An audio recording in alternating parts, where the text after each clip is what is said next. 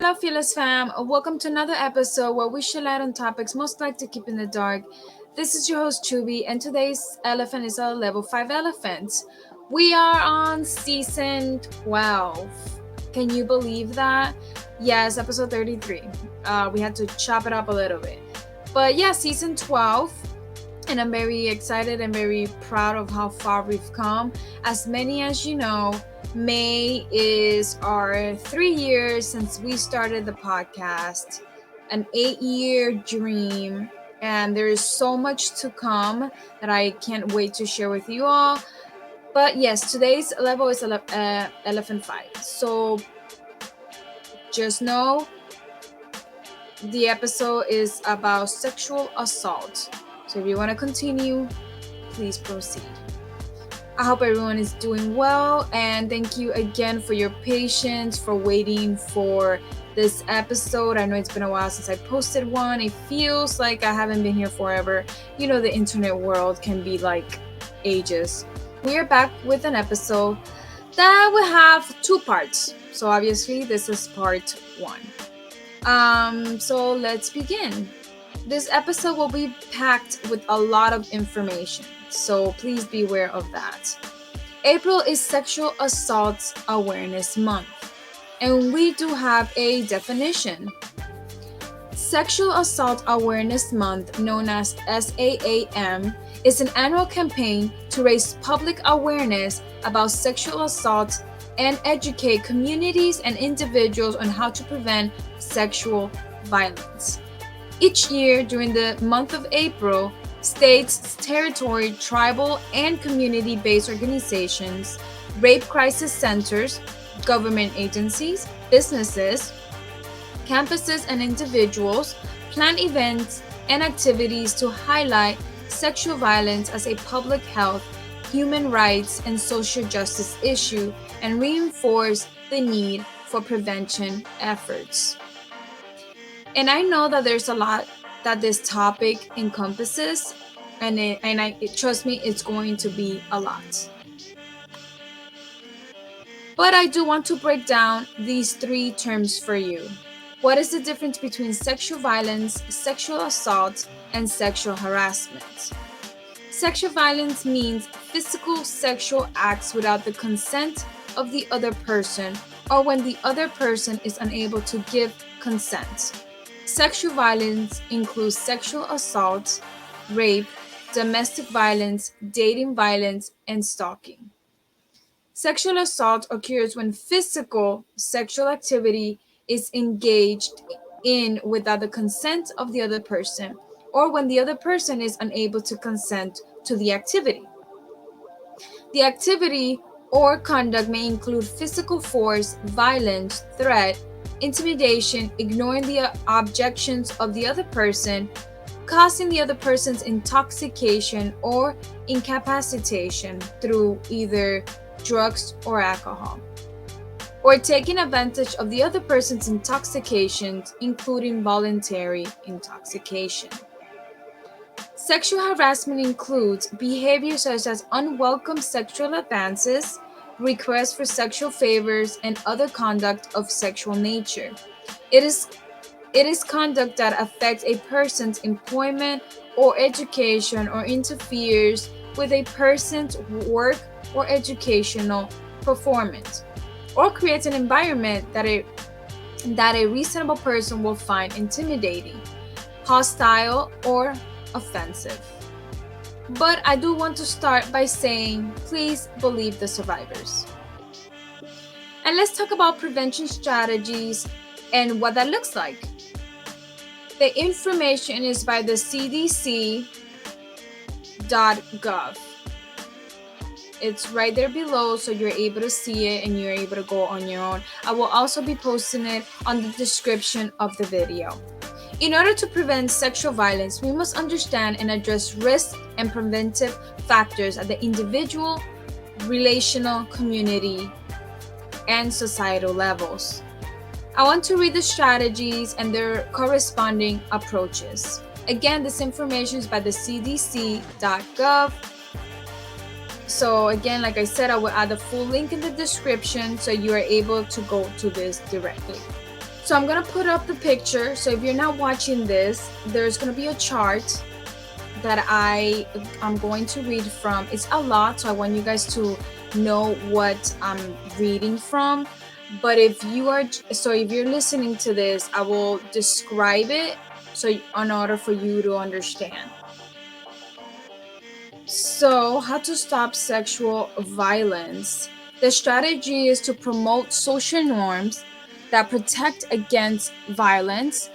The approach will be bystander approaches, mobilizing men and boys as allies. Teach skills to prevent sexual violence. The approach will be social emotional learning, teaching healthy, safe dating and intimate relationship skills to adolescents.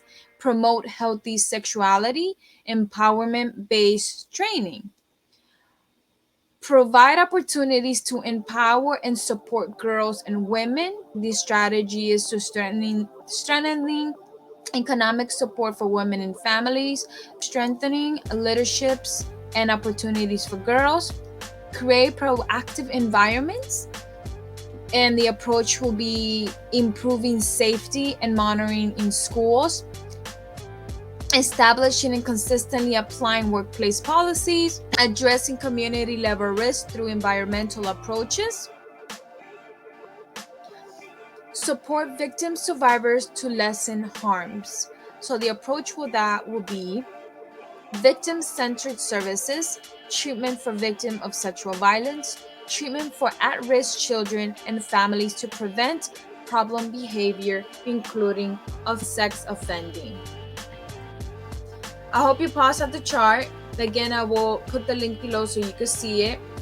Next, I want to share statistics about sexual violence, and the information will be by rain.org. And I will also put the link below so you're able to go to it yourself. Okay. Sexual violence affects millions of people living in the United States. Every 68 seconds, a person is sexually assaulted. On average, there are 463,634 victims, ages 12 or older, of rape and sexual assault each year in the United States. Younger people are at the highest risk of sexual violence. The majority of sexual assault victims are under 30. 15% are 12 to 17, 54 are 18 to 34, 28 are 35 to 64, and 3% are 65. Women and girls experience sexual violence at high rates. 1 out of every 6 American women has been the victim of an attempted or completed rape in her lifetime. 14.8% completed and 2.8 attempted. As of 1998, an estimated 17.7 million American women have been victims of attempted or completed rapes. Young women are especially at risk, with 82% of juvenile victims are female and 90% of adult rapes victims are female. Females ages 16 to 19 are 4 times more likely than the general population to be victims of rape, attempted rape, or sexual assault. Women ages 18 to 24 who are college students are 3 times more likely than women in general to experience sexual assault. Females of the same age who are not enrolled in college are 4 times more likely.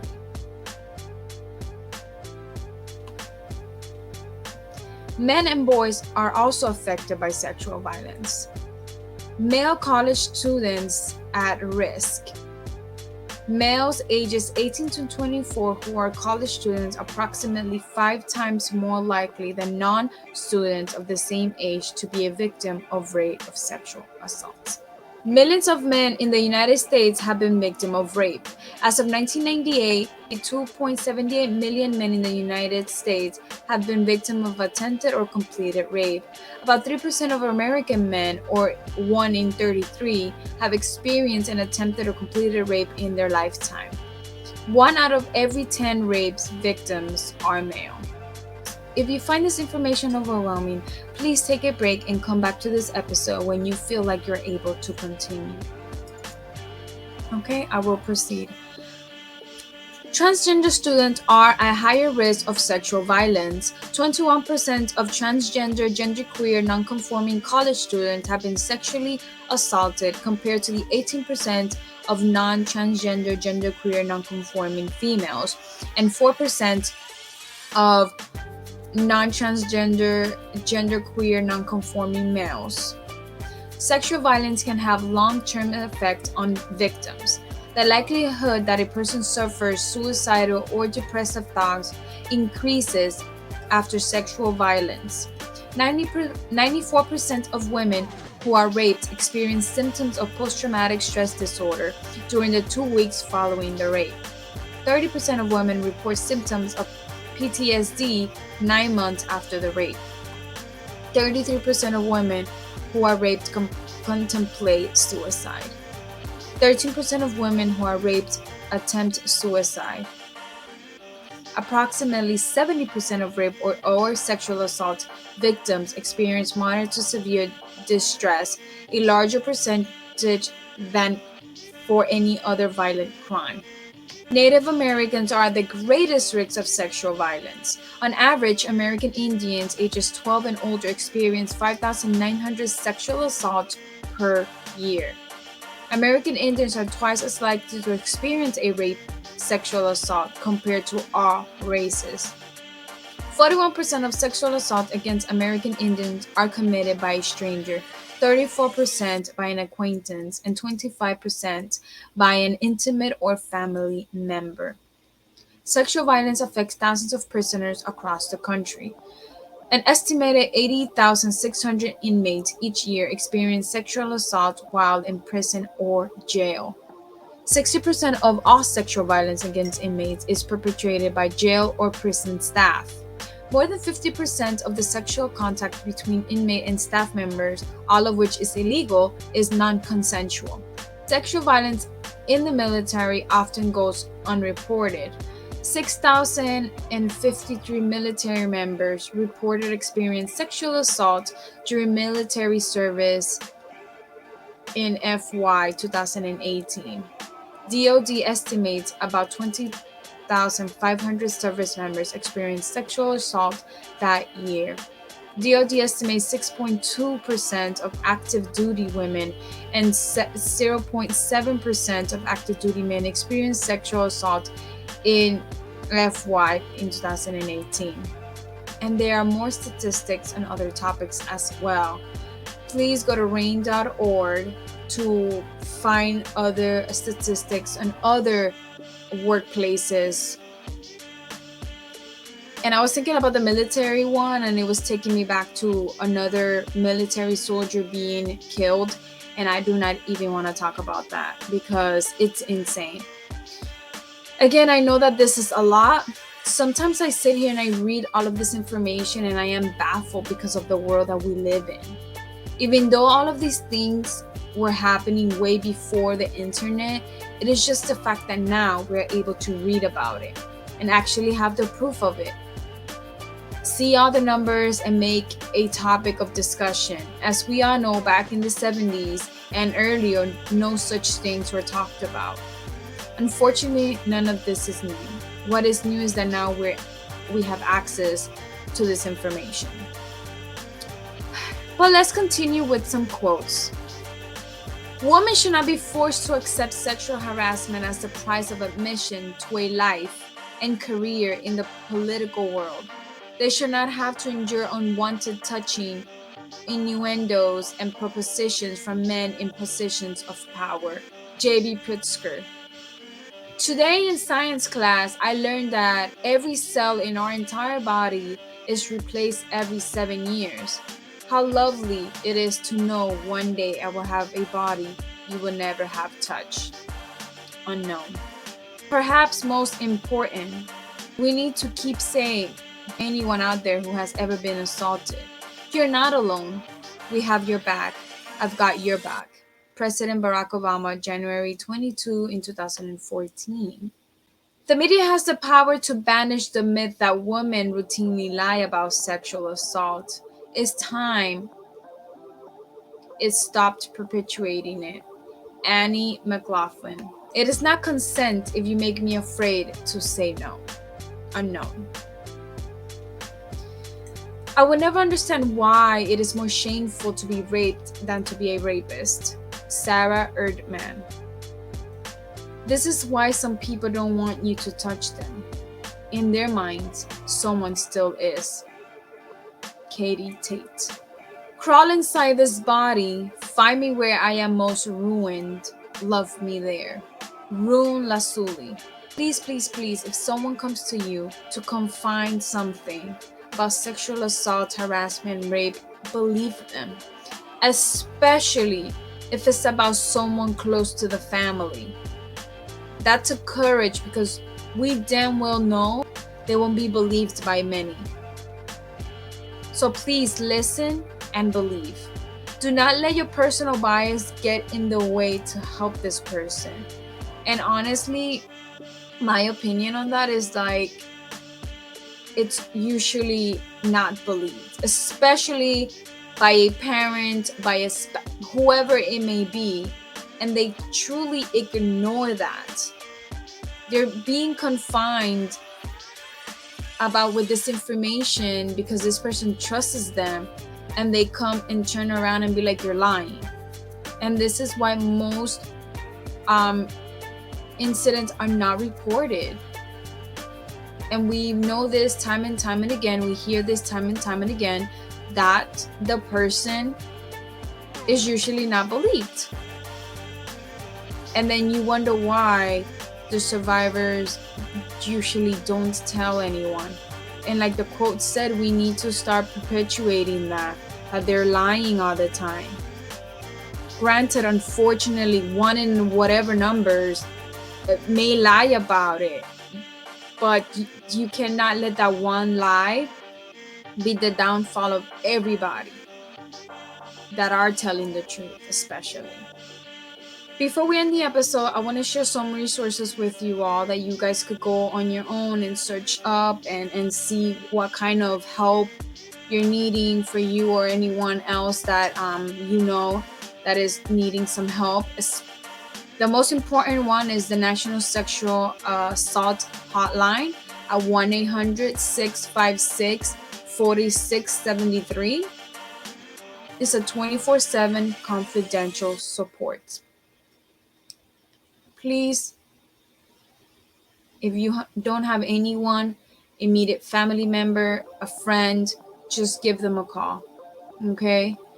The next organizations are RAIN.org, the Rape Abuse Incest National Network. The next one is National Sexual Violence Resource Center, National Alliance to End Sexual Violence. And you can follow my friends at Every 68 Seconds Project that I did an episode with them. If you're seeing my social media, I posted the video. I love what they're doing with their photos. It's very impactful that Brian, he's part of the organization. They take photos of the survivors with the words of their perpetrator on them, whatever they said to them at the time of what was happening. And it's a beautiful thing. It's in black and white, great images, just breathtaking. You should go to their page, Every 68 Seconds Project on Instagram, and you should watch, look at their work and share it also.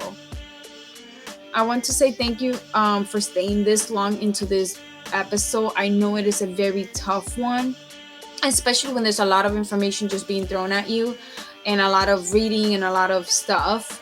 But as you know, it's important. It's important for this to be shared. Just make sure you follow us on all the social medias and make sure you do your own research, especially with plenty of fact checks. Okay, that is the most important thing, because you can be spreading misinformation without you knowing, and obviously that's not good. We're trying to help everybody, and always do doubles, double takes, plenty of fact checks. If you need help from anybody else, do so also. um and if you're watching this episode and you yourself are a survivor, um and you need anyone to talk to, our DMs are always open. And we could have a chat if you just want to be on the episode, if you want to share your story, or if you just want to chat with me. I'm open to this, and we can have a conversation about the system and everything else. Thank you, everybody. Remember to always go on our website at nofiltersnofearstudios.com. Any purchase from our website, all the proceeds go to all the organizations that we support. So please make sure you do that right there. And like I always say, thank you for listening, and stay fearless, everyone.